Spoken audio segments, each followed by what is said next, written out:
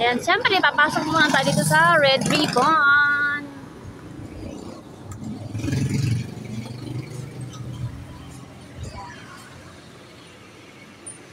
Ayan, so pipili tayo mga madlang people ng pasalubong natin doon sa ating pupuntahan. Ayan.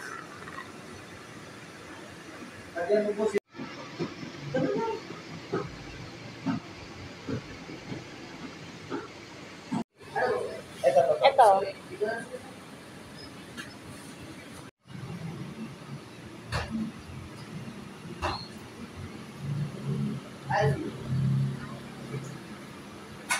Ayan, suniyakan ko naman dito mga madlang people ang aking jowa.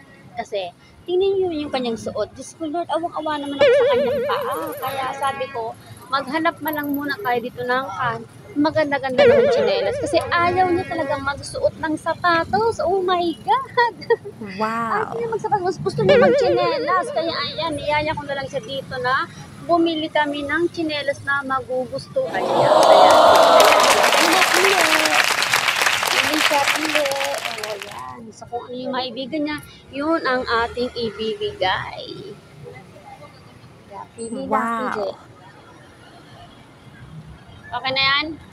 200. Ha? 200. Okay, sige. Tingnan mo kung hindi ito masakit sa paa pag ikay nag-aano. Kasi pag kumayod kayo dyan sa paa mo, nako, baka magreklamo ka na naman. Ayan, eto ang ice cream dito sa Rizal, Binyan Laguna. So maghahanap tayo ng magugustuhan nating ice cream. Ayan, tingnan natin. So pipili tayo. So dito sa kabila, meron pa pala dito. Yan, birthday. So ito na lang, dito na lang tayo kukuha ng birthday. Kulay white na birthday sale.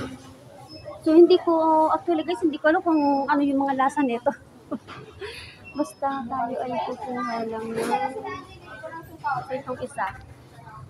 Okay na siguro ito, no? Ito.